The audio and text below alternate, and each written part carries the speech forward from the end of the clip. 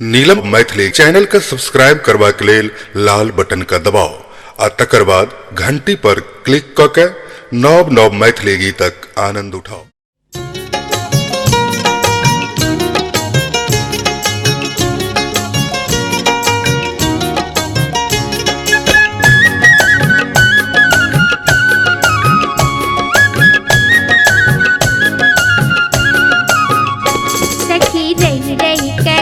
के हमारे कंगना सखी रही रही के खन के हमारे कंगना आयो ता सजन जी हो आयो ता सजन जी हमारे अंगना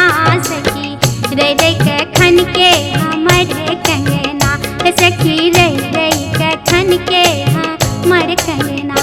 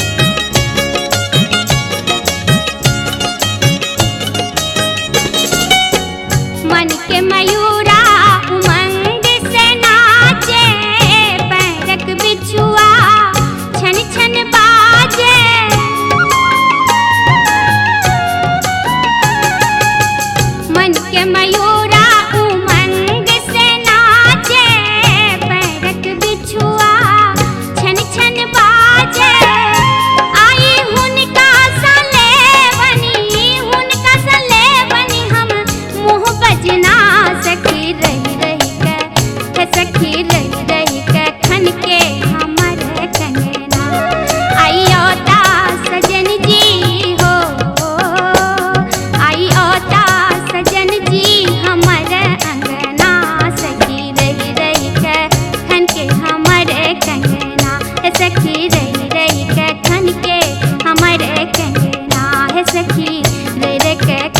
के